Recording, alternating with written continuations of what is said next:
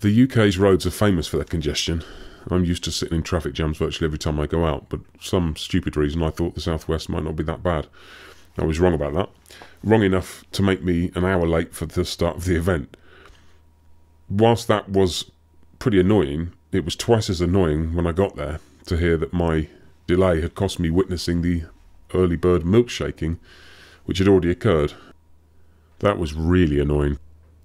Actually, if you look at the footage of it frame by frame, you can see that the masked attacker, despite having had weeks to prepare, failed to actually open his milkshake beforehand. You can see from this still image, he's squeezing the bottle for all it's worth, aiming it square in Simon's face, but firing blanks by all accounts. It gives a whole new meaning to the word impotence, doesn't it? Mr. Action was apparently foiled by his own weapon. Thankfully, someone else filmed the melee that it descended into. Brave man in the red top decided to step in, don't know who he is. And there's some punching.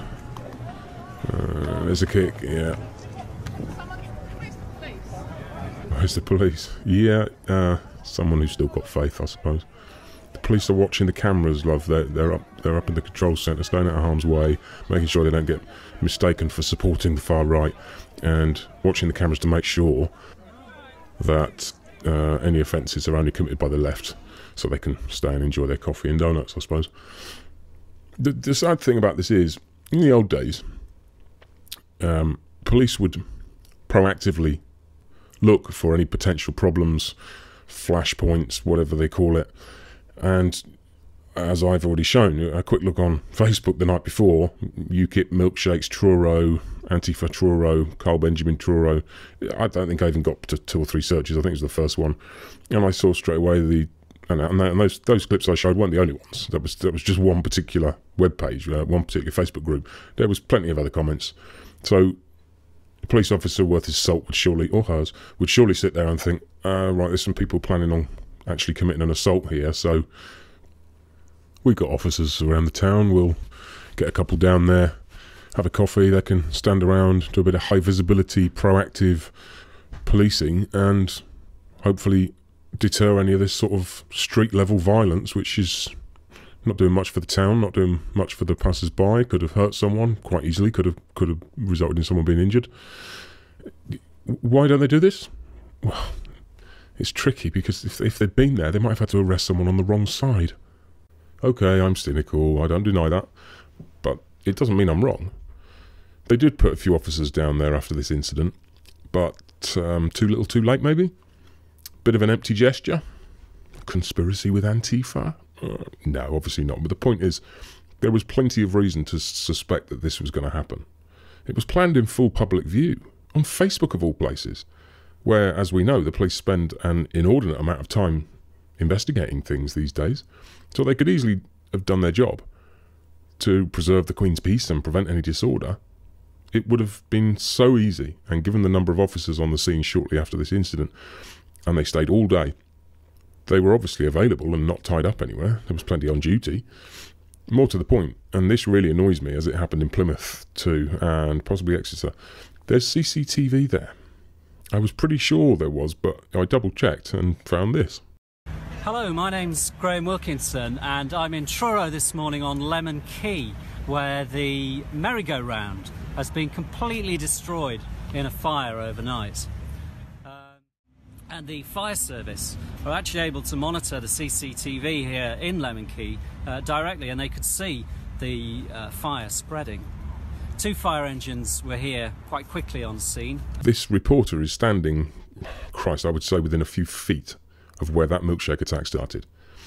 CCTV is always monitored. Somebody, somewhere, wasn't eating a toffee crisp, they were watching that live. And even if they were sat in front of the screen but otherwise engaged, maybe tracking the movements of some hateful comment wandering the streets somewhere else, it's absolutely certain that it was recorded and stored for a good month or so at least. So what did they do? Did they rewind the tapes and see if they could locate the offender? Yeah. That's what they paid for. That's what the taxpayer spends tens and tens and tens of thousands of pounds on: the equipment, the cameras, the staff to monitor them. They did nothing. Once the first call came from the public that there was a disorder, They would have been monitoring those cameras immediately. That's if they weren't doing so already, and having a chuckle to themselves, which I would bet a lot of money they probably were.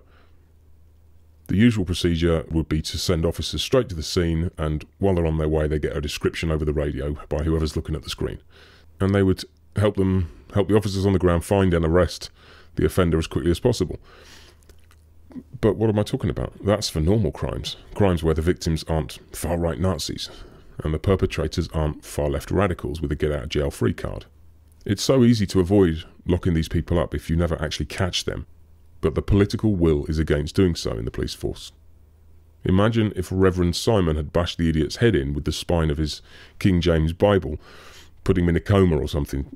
That CCTV footage would have popped up pretty damn quick, I can assure you. So why not in this instance? Well, the most innocent reason, the least cynical reason, is that the police don't see it as serious enough to bother with this kind of thing. Yet they see a hurtful tweet plenty serious enough, so that's a tad confusing and inconsistent for me.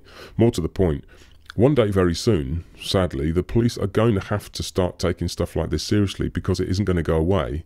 It's going to get worse. And I, for one, personally wouldn't take being milkshaked in the street by some stranger to me who's angry at me without at the very least subduing the culprit until the police arrived. And that is very likely to be a fight to do so, because you've seen what happens. They're not going to come quietly. They're not going to wait around if I ask them to. And I'm not going to lose that fight. I hope it doesn't happen, and I won't be the one who casts the first stone. That much is for certain. But I also won't watch someone throw an unknown liquid in my face and wait around to find out if it was the Joe Brand flavour, at which point I got no eyesight the rest of my life. Fuck that for a game of soldiers. I'm bashing that fucker as hard as necessary to make sure he isn't moving until the police arrive. I dare any of you listening to serve up a milkshake in the face of one of your local bobbies. And I'd like to see how long you're vertical for. My money's on your face eating concrete in under a second. Sadly, I don't think the authorities will start taking this stuff seriously until something extremely tragic happens. And on your head be it. I just pity the poor soul, whichever side they're on, who will have to suffer life-changing injuries or worse before the police will start doing their job, preventing crime and maintaining public safety for law-abiding citizens carrying out their legally protected right to air their views. Speaking of which,